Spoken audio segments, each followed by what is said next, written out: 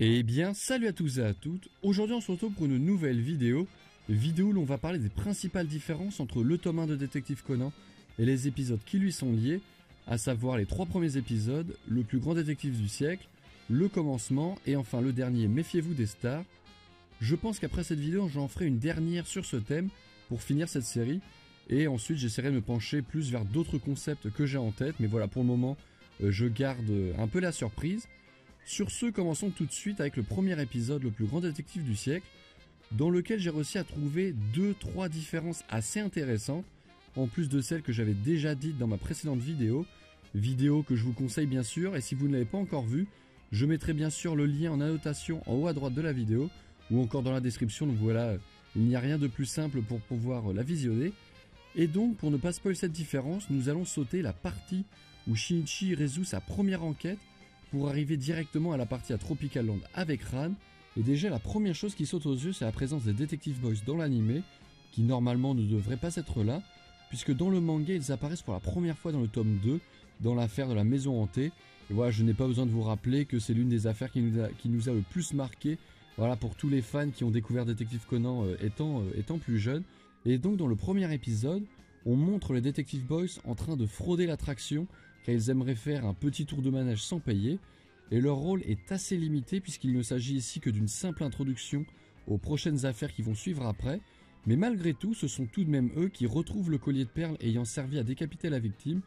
et donc, par rapport au manga, cela rajoute un petit plus à l'anime, en rajoutant des éléments d'explication supplémentaires, puisque dans le manga, Shinichi ne fait que relever le fait que le collier est disparu, et ce n'est que par la suite que la police va le retrouver. Et donc voilà, l'anime a un petit élément supplémentaire, puisqu'ici on comprend un peu plus facilement que c'est grâce aux Detective Boys que le collier a pu être retrouvé plus facilement. Ensuite, le second élément qui diffère, c'est bien entendu au niveau de la censure, puisque lors de la décapitation, nous avons le droit à une scène incroyablement bien dessinée dans le manga, tandis que dans l'anime, cette scène est l'une des rares à avoir été censurée tant dans la VF que dans la VO, pour des raisons bien évidentes, puisque par rapport, on va dire, à l'homme aux bandelettes, ici la décapitation n'est pas vue après le meurtre, mais vraiment pendant, et donc voilà, quels que soient les pays, cette scène a été censurée. Heureusement, dans l'épisode 1, rien n'a été censuré, seul le sang a été coloré en noir pour rester le plus fidèle possible au manga. Et pour finir avec cet épisode, même si je sais qu'il reste d'autres différences, nous avons Shinichi qui, dans le manga, va utiliser une caméra pour filmer la transaction entre Vodka et le patron du grand groupe, tandis que dans l'anime, il ne fait qu'observer la scène, et pour le coup, contrairement à la précédente différence, je trouve ça dommage que les dessinateurs et les scénaristes n'aient pas rajouté ce petit élément, car même si Shinichi s'en serait tiré, comment aurait-il fait pour prouver ce qu'il avait vu? Donc voilà, ce sont des petits éléments comme ça qui divergent entre le manga et l'anime. Et maintenant, tout de suite, passons à l'épisode 2, qui commence par la scène où Shinichi est retrouvé rajeuni par les policiers à Tropical Land, et c'est là que nous avons une différence majeure,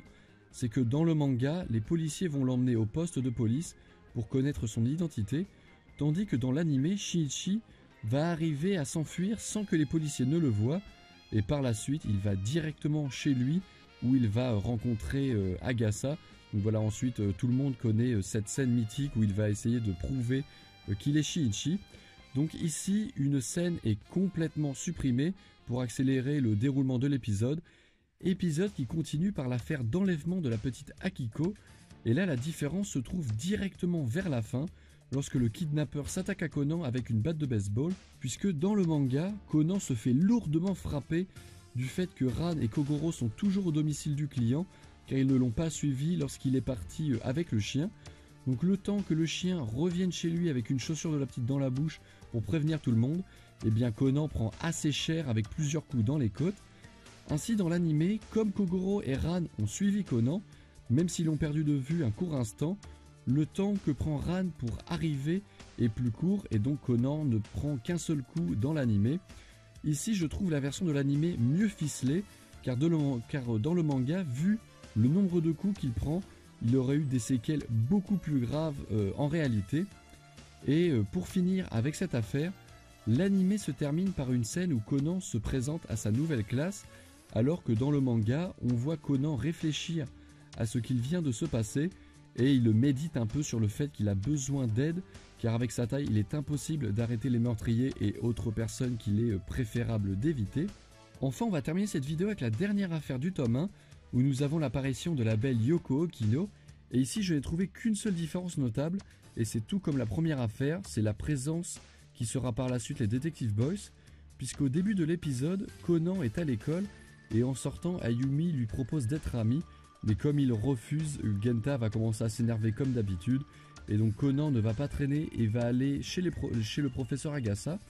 et par la suite, comme ce sont des têtes de mule on va dire, Ayumi, Genta et Mitsuhiko vont aller à l'agence de Kogoro avec en tête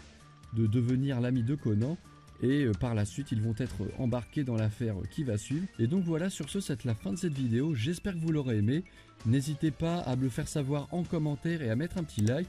n'hésitez pas non plus à vous abonner et sur ce, peace.